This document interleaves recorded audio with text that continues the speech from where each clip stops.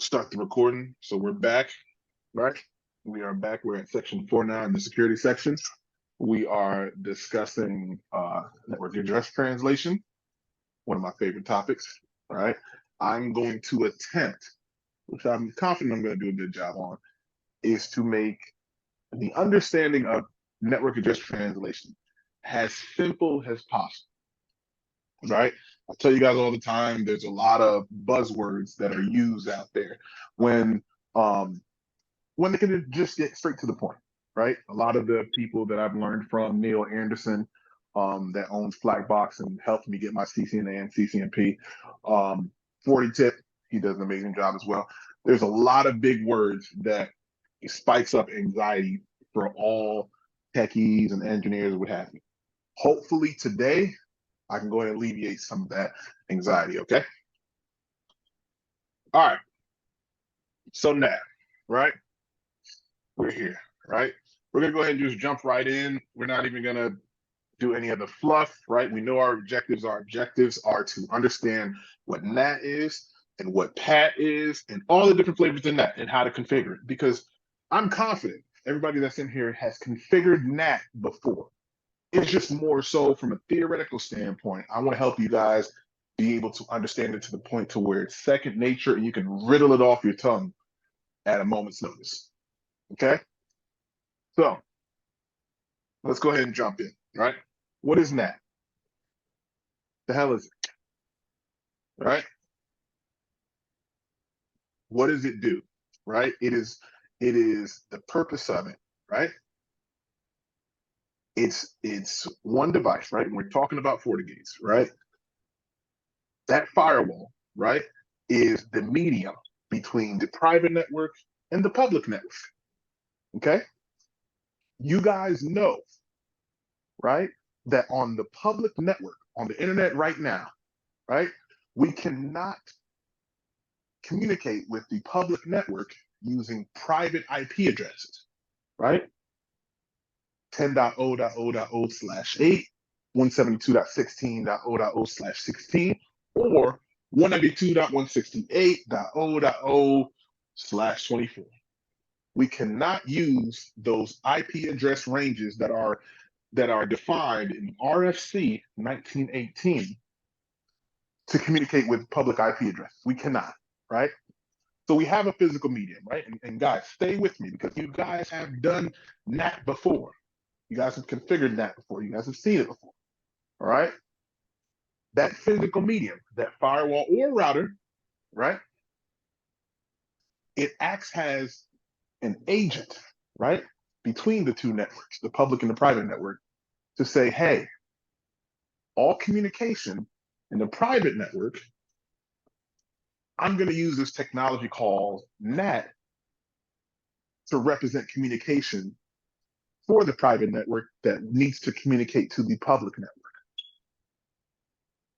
Okay? All right? Two different flavors. NAT. We got source NAT. We have destination NAT. Don and Mikevia, I know for certain you guys understand, you guys have configured source NAT. Juan, I know for a fact you configured source NAT before. And I know you configured PAT before. Okay? And we're gonna go into the lab tonight and I'm gonna remind you guys what source NAT is. You guys may not know what destination NAT is, but we're gonna go over that and I'm gonna try to make it as simple as possible. Okay? But remember that core value, that foundational value of NAT. It is that medium between the private network and the public network, and it's used to communicate to the outside on behalf of private networks.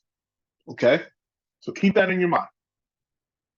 All right, so let's go ahead and read.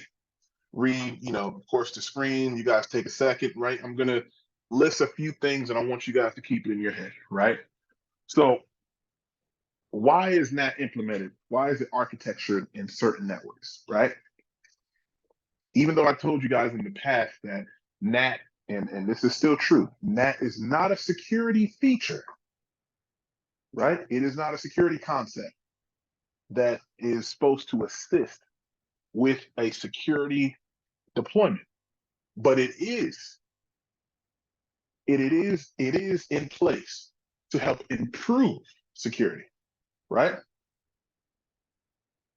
How?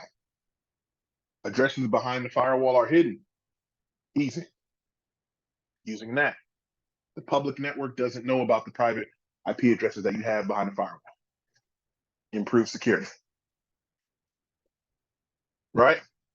What's another reason why we're using NAT? Right? The amplification of addresses. Right? So if Donovan owns a company, right? Right? If he has thousands of private IP addresses, right? Those private IP addresses can be represented by one public IP address using NAT. Okay? All right? Last but not least, what is another reason why we're using NAT? Internal address stability. Okay? The addresses can stay the same, right? Even if the ISP changes, right? So you can still have the same internal the internal address range, right? That RFC 1918 that we just spoke about, those address ranges, those can stay the same, but Mykevia can go ahead and switch providers. It won't matter, right? What she would do is just configure NAT, right? Because the core of NAT, right, is so that device, right, that firewall, that router, right, is a representation for communication for those private IP addresses to communicate to the public. As soon as we enable NAT, perfect. That's my medium between the public network and the private network. Doesn't matter, okay? So it keeps us using NAT enables us to go ahead and keep our private network address scheme in place, no matter if ISP changes. Okay? All right? So PAT, right? Which of course you guys are probably familiar with today and probably what you guys utilize today, even at home, right? What is it, right? We map multiple private IP addresses to a single public IP address, right? The only thing that changes is using different ports, right? Different source ports. Okay? And we'll go over that in a few. All right. One thing that I know for a fact, and we need to talk about this, that I know for a fact you guys will be testing on is NAT64, NAT46, and NAT66. Now I can't make these terms easy for you guys because you actually need to understand the technological terms because you guys will be testing on, right? NAT64 and NAT46, right? What are they, right? They're terms that are used to refer to the mechanism, right, within that firewall that allows IPv6 address hosts to communicate with IPv4 address hosts and the reverse, okay? Right? And so if we didn't have NAT64 and NAT46, an IPv6 PC or server or anything or host, right, on a network, right, within maybe Twan's network, would not be able to communicate with the website that maybe, I don't know, that's just IPv4 only, okay? And vice versa, okay? So the concept of NAT64 and NAT46, you guys need to make sure you understand. It enables communication between IPv4 and IPv6. I want you guys to understand that mechanism and read up on it and look at YouTube videos. I'll make sure I'll send extra resources for this as well. Last but not least, NAT66. Real simple, right? But you guys need to understand the definition, right? It's just NAT between two IPv6 networks. That's it. When you guys take your NSE4, you need to understand, right? The NAT and PAT, I think you guys can understand that over some time with some labbing and some research. But NAT64, NAT46, and NAT66, from a theoretical standpoint, it's not pushed out has much because it's done in the background. I want you guys to make sure you understand what that is and how it works. Okay? Any questions? I have one Okay. actually. Yes, sir. So if I'm configuring like something that I want to communicate with the IPv6 and IPv4, do I have to have both like NAT64 and NAT46? Like, or would one do the same thing? Like Those mechanisms have to be enabled. both of them? Okay. Right. And think of it like this, right? So NAT64, right? Let's break down what it's actually saying. NAT from IPv6, right? NAT6 to Okay. IPv4. So NAT4, right? So NAT6 to 4, and then in the Mm, reverse, 4 to 6. I see. NAT46. So NAT IPv4 to IPv6. Real simple. Then if we go down to the other one, NAT66, NAT6 to NAT6, NAT66. Make sense? Yep. Okay. Any other questions? All right, cool. Let's keep going. All right, so, and what we're going to go over tonight, right, is the different ways to go ahead and configure NAT, right? And like I told you guys, the different types of NATs there are source NAT and destination NAT. And we're going to go over that, right? Typically, whenever you configure NAT within a FortiGate, it's done at the firewall policy, right? And you're supposed to specify whether you're going to do source NAT or destination NAT, right? And it's not as simple as it seems. So that's why we have to go ahead and lab it up so I can show you guys, right? Um, and that's what it means as far as firewall policy NAT, right? Now, central NAT, totally different thing, right? Something very new that's it's specific just to Fortinet, right? And you have to, the only way you'll understand it if you lab it, right? So typically those configurations for central net, right?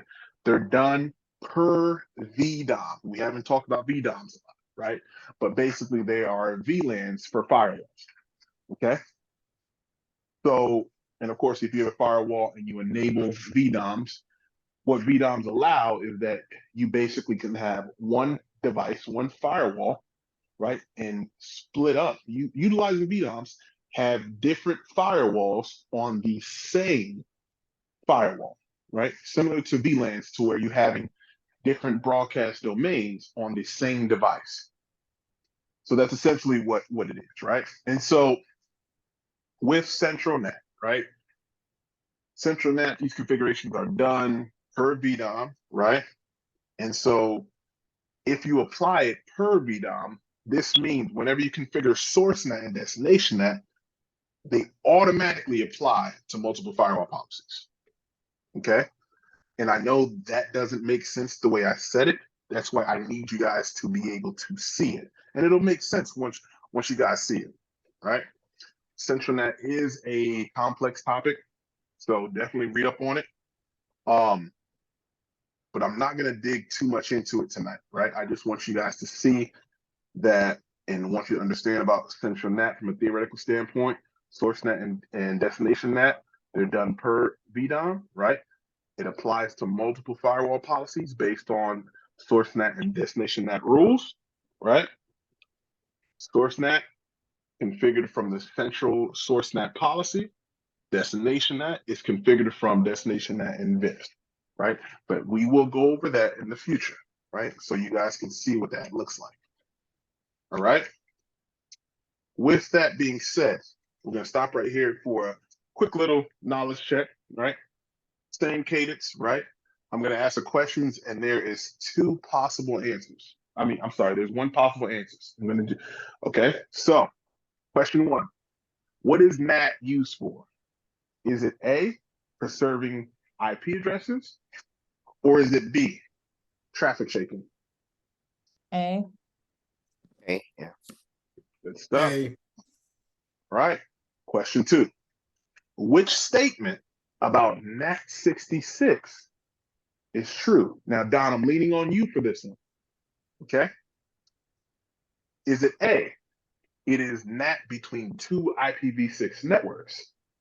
Or is it B, it is NAT between two IPv4 networks? And Don, I would like you to explain why. A, because it's 6 to 6. Okay. Simple as that. Simple as that. Makita, does that make sense? Yes, sir. Okay. All right. Let's keep rolling. All right. So next section, we're going to go ahead and talk about firewall policy NAT. As you guys, I'm very confident you guys have done it before. Okay. So source NAT. I want you to look at that screenshot, right? And I'm sure you guys are probably thinking, our past few labs, that looks exactly how to just configure a regular firewall policy, right? We have an incoming interface and we have an outgoing interface. And we enabled NAT, right, on the outgoing, and we're using, if we go ahead and enable NAT, we're using the IP pool configuration to say, hey, use either an outgoing interface address or a dynamic IP pool. That, my friends, is source network address translation.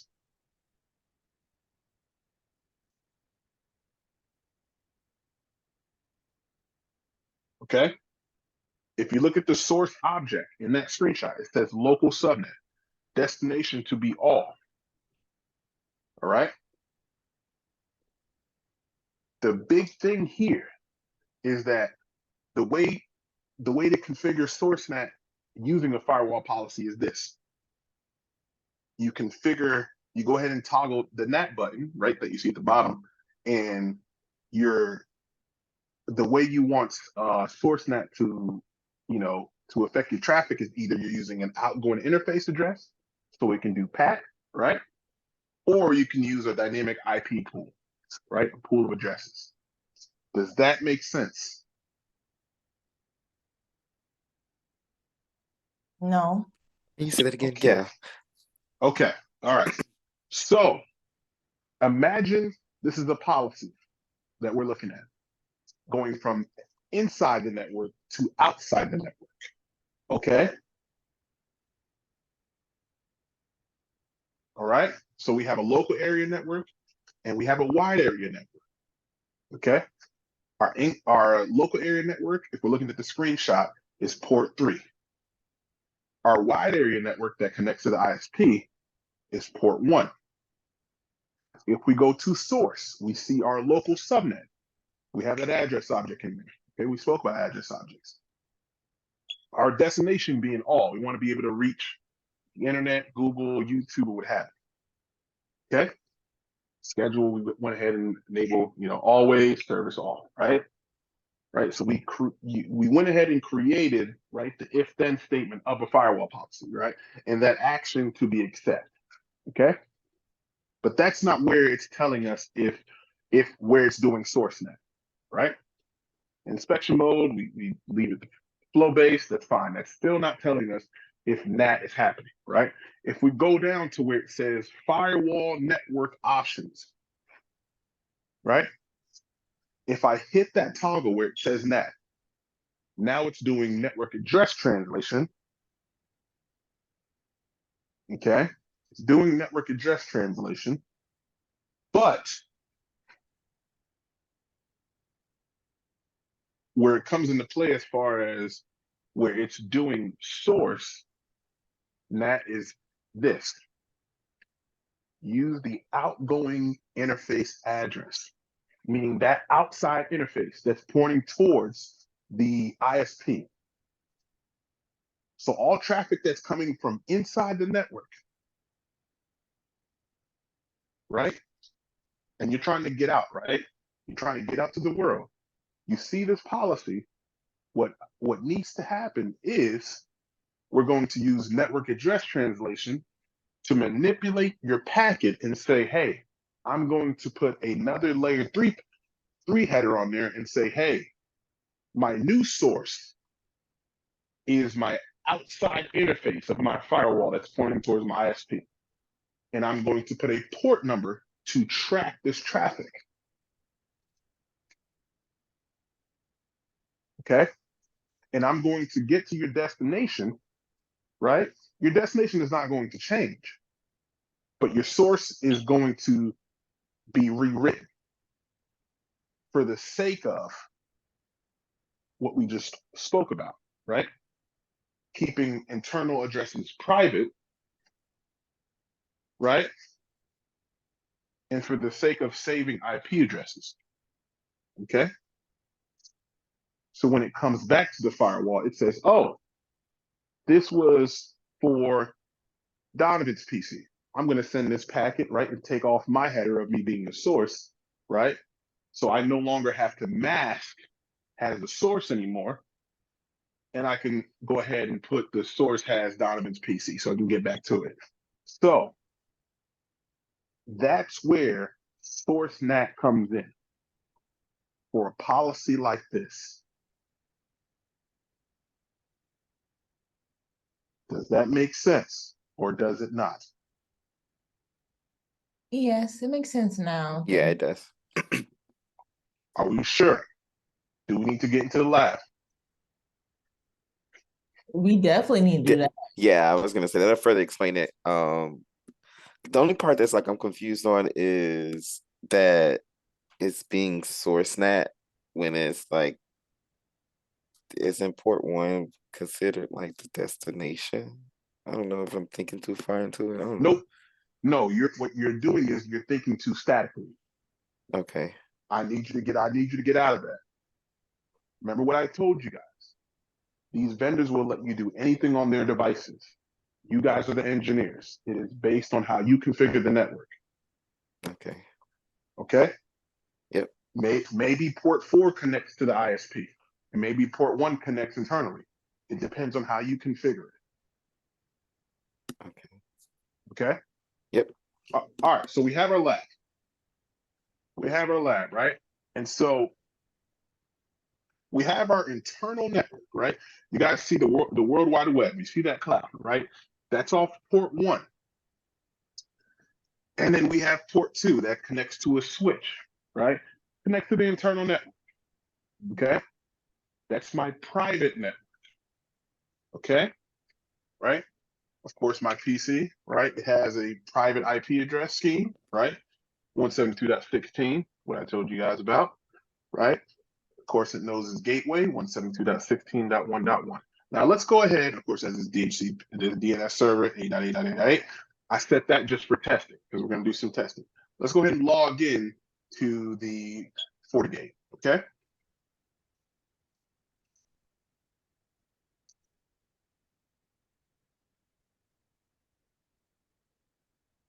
All right. And move this on. There we go.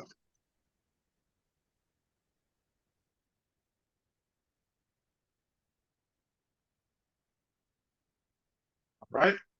So let's go ahead and take a look at a few things, right? And let's do this.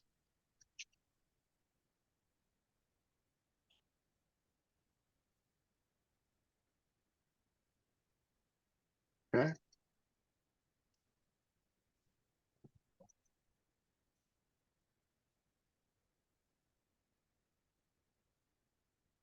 All right.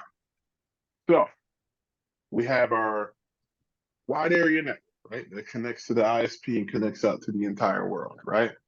That is 10.10.199.60, right? Right. That's my outside world, right? And now I have my private IP addresses, right? I have my local area network, 172.16.1.1, right? So I want to be able to talk to Google, right? I can't do it now, right? Because I don't have a policy yet, right? And golden rule, I cannot communicate to the outside world, right? With a private IP address. I cannot do that. It won't work. It won't work, right? So if I try to ping Google right now, right? I get a timeout. I get a timeout, right? But let's go ahead and configure a policy, right? A northbound policy, inside out, right? So I'm going to configure a name,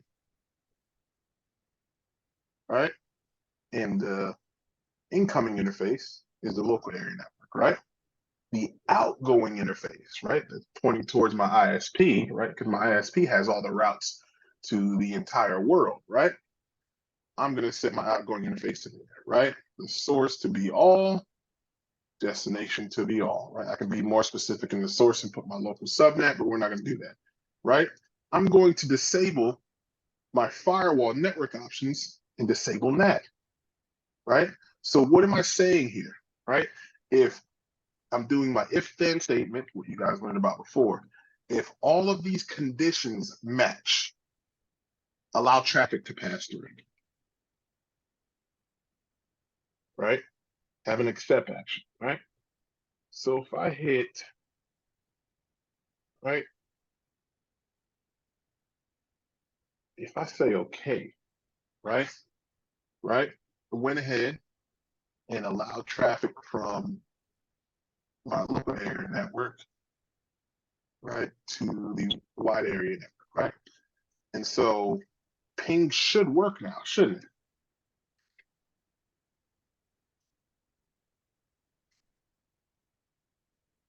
Ping should work, shouldn't it? No. They should not. Because again, though that IP address range that's defined in RFC 1918, you cannot communicate to the outside world with simply those IP addresses. You can only communicate with public IP addresses using a public IP address. That's the golden rule. Okay? All right? So that's why this failed, right? What happens if I enable network address translation and I'm using the outgoing interface address, right? And that outgoing interface address, right, is a wide area network public address, right? So if I try to do pings now,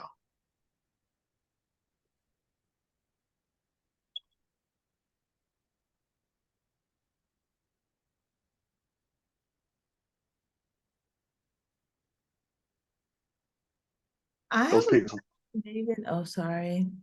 go ahead. I just have a question just about the firewall policy and that when it's configured in like the two different settings from Mhm. outgoing. Could you click on the actual policy? Mhm. So when do we specify the dynamic IP pool? Or is it always just use the outgoing interface? No, Like, you can go ahead and specify it, right? And remember what we learned about address objects, right? If you did want to use a dynamic IP pool, so meaning you have a range of IP addresses, maybe your ISP went ahead and called and say, hey, I want a range of maybe a /29 or a /24, right? You can do so. You can go ahead and configure that, right? And then, right, you click on, of course, dynamic IP pool, you go ahead and try to find your address object for your IP pool. okay. Okay. But the goal here, I want you guys to understand, right, is the reason why we're calling it source NAT, right, is because it is starting from the inside of your network to go outside of your network. And it's communicating on behalf of the inside of your network to be able to communicate with the outside of your network, because a public IP address can only communicate with other public IP addresses. It cannot communicate directly with a private IP address. That's why this is called source NAT on the FortiGate firewall. I got a question too. Mhm. So with natting, if I had like the internal network as like a public IP address, I wouldn't have to configure NAT on that policy. Like I would have been able to ping Google. Absolutely, there'll be no reason for NAT. Okay. I never understood it why I was enabling that, because it was just if it didn't work, I'll go back in and enable it. Or so thank Yeah. you that clarified it. Yeah, and think about the golden theory of IPv4 in general, right? We're running out of IP addresses, right? Back in the day, every PC at your mama house, at your grandma house, everybody had a public IP address. We were running out.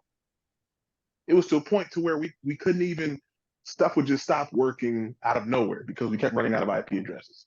So what the IEEE said, hey, hold up, wait a minute. We need something in place because we run out of IP addresses.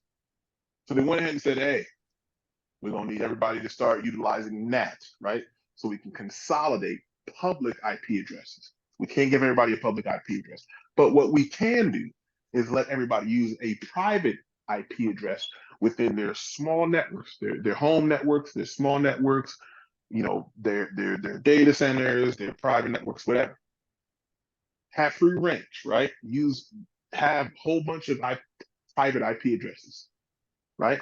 But I will assign you just one or two, however many you need, right?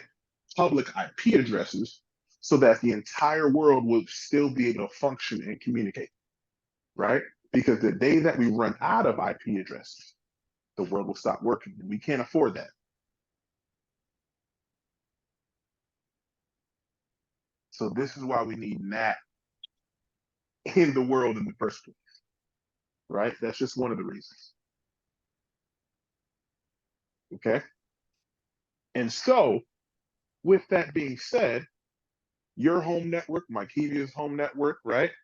Whenever you guys' home networks is trying to communicate with Google or YouTube or Netflix or all the favorite sites, Disney Plus, right? I gotta watch Star Wars later, right? What your router or firewall is doing at home is doing source net, right? It's protecting the source, you guys' home network, right? And communicating with the public network on the behalf of your outside interface, right? The outside interface of your router at home or your firewall that you have at your business or your data center. That's it. That's SourceNet. Okay. Now let's look at the packet capture because I want you guys to actually see how this looks like, right? So it can make a little bit more sense. Whoops, shut that down. Let's do this, right? We are going to do a packet capture on port 1.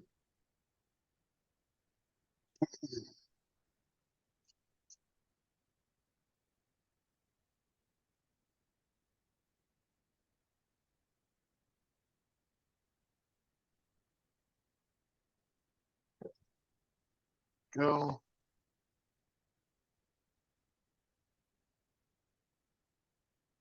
All right, packet capture is rolling.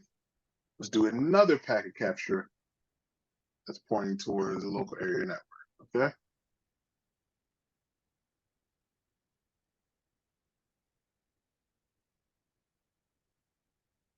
Okay. David, I got a question. Mm-hmm. Is 10.10 that's a public? No, that's a private, but theoretically, Okay. for this lab, it's a public Okay. IP. Okay. Yeah, Okay. I don't want you to think too logical Okay. in this sense. All right. So we're capturing traffic, right? Capture 1_0 is the outside interface. That's port 1. 1_1 is the local area network. So here's what we're going to do, right? We're going to go ahead and process some pings, right? We're going to process some pings, right? And so 172.16.1.100. That's this PC's IP address. Okay, so we see that on the local area network, right, on port 2's packet capture. What happens if we go ahead and go to this packet capture, which is on the outside interface, right? What do you guys see? The public Right? IP. We see that public IP address, right? If I go ahead and set my filter to ICMP, you guys see that's changed, right? Now the source isn't 172.16.1.50 or 1.100, which is PC1. Now it is the outside interface that's pointing towards the ISP. This, my friend, is source NAT. Does this make sense? Yes. This is Yes. what's happening. This is what's happening on the wire, right? Traffic is still flowing through, right? But that physical medium, right? That physical medium, where's my handy dandy notes? Right here, right? That firewall or that router, right? It's performing that mechanism once you configure it called NAT, right? To translate that private IP address to a public IP address. Okay? All right. Network address translation. It is translating that private network address to a public network address. I have a question. So Yes. the original PC, so PC1's, I guess, quote unquote, private IP was the 172. And through that firewall policy, it was translated to the quote unquote public, which was the 10.10, basically. That's Okay. correct. Let's Oh. take a look at it again. Give me 1 second. Okay. I'll go ahead and show you. So if we do a show IP, the private IP address of PC1, 172.16.1.100. Okay. Right? So this is this PC's IP address. Right? On that packet capture that's right here on port 2, we see that. We see ICMP requests leaving, right? PC1 and trying to get out to Google. On that packet capture that's on port 1, that's facing my ISP. Now, the source is 10.10.199.60. I told you guys the destination will not change, but the source is rewritten for the sake of NAT. Okay? Right? But who keeps in charge and keeps track of, how the packet gets back? It's your firewall. Okay? It's your firewall that keeps in track of that, right? They're using a source port, right? They're using a source port number to go ahead and keep track of it. Maybe you have 1,000 PCs. There's thousands of port numbers, right? Every time a session is started, keeping track of it. Same outgoing interface IP address, but what differentiates it is that FortiGate is saying, hey, this traffic, this session that started, right? These pings that started, I'm going to go ahead and track it using this port number, right? Now let's go ahead and look at this diagram. Hopefully it can make a little bit more sense, right? So essentially, this is what we created in our lab, right? We have a source IP address. Let me go ahead and get my pencil. Source IP address right here, right? 10.10.10.10. Source port 1025, right? That source port is given by the firewall, right? Destination, right, Destination is 192.168.10.10 or 80, right? HTTP. Okay. Mykevia creates that firewall rule, right? She creates that firewall rule, right? That matches, right? That matches the traffic, right? Right. And for her rule, she says, hey, I'm going to enable NAT, right? And I want it to use the outgoing interface, right? 203.0.113.10. That's WAN 1 IP address, right? So now when that packet gets to its destination, utilizing that, right? Now the source is 203.0.113.10, and the source port changed, right? And that source port is just for the firewall to keep track of the session that was started back on 10.10.10.10, right? So the source port, the firewall is going to know what to do with that. It's tracking that traffic, okay? But that destination did not change. That destination is still 192.168.10.10 port 80. Okay? We are translating the private IP address to a public IP address for the sake of communication. Source NAT. I got a question about the ports. Okay? Now, so when you're using SourceNet, it changes the port too? It's going to give you a ephemeral random port. So any random port, and the purpose of the port is just to differentiate the sessions. Okay. That's it, right? Imagine if you're working in an office, traffic is coming from everywhere. I mean, a person can have browsers pulled up, TikTok pulled up, everything pulled up, right? All of these things need to communicate to the outside world. Each of those things, maybe apps, websites, what have you, those are different sessions. The only way Mykevia's firewall can keep track and make sure traffic flows properly is by assigning that traffic, right?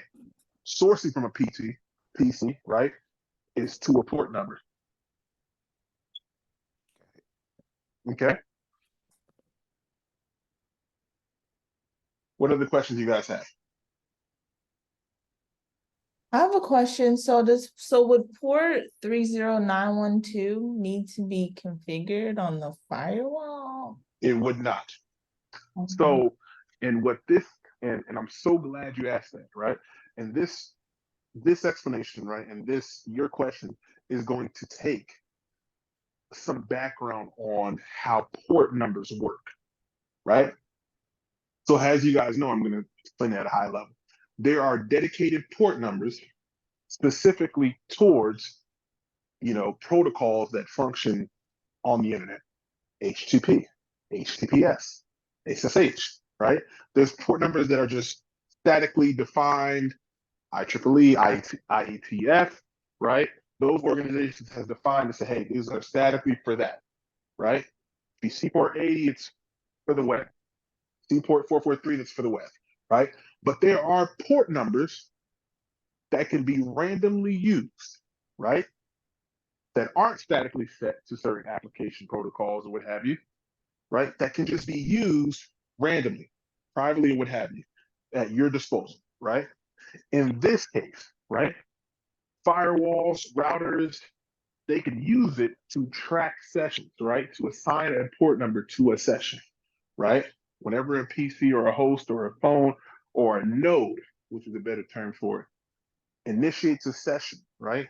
To begin communication to a destination that may be a public IP address, right? A router or a firewall needs a way to track that session if NAT is being used. It's going to assign that host a random number so it can keep track of that traffic or that session.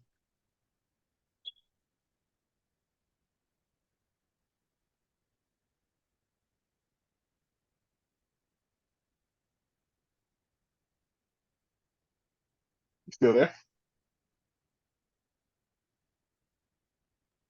Who, me? Yes. Oh, yes, I understand. Oh, my bad. Sorry. Sorry. It's all Sorry. good. It's all good. Does this make sense, guys? Yes. Thank you. Okay. Yep. Now, that is a complex topic, right? But it can be easy if you slow down, right? Like I tell everybody, we can go kindergarten with it, and long term, you can fully understand it. Or we can go high speed and you can just confuse yourself until 5 or 6 years later until you finally get it, right? I'm giving you guys the kindergarten version of NAT. Once you guys understand it at a kindergarten version, you guys will have no problem with it in the different technologies that were built on top of NAT. Okay, so we're gonna stop here, right? I want you guys to go home. You guys have home labs. I want you guys to configure source NAT on your own firewall, on your own FortiGate. Okay, just like how we just did it, right? And I want you guys to say, "Oh, I configured source NAT. I get it. It makes sense." Right? Once you guys come back tomorrow, right?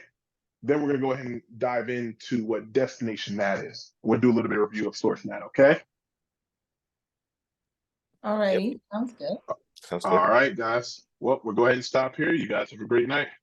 Thank you. All Bye, right, guys. thanks, guys. Thanks, David. Take care. Bye.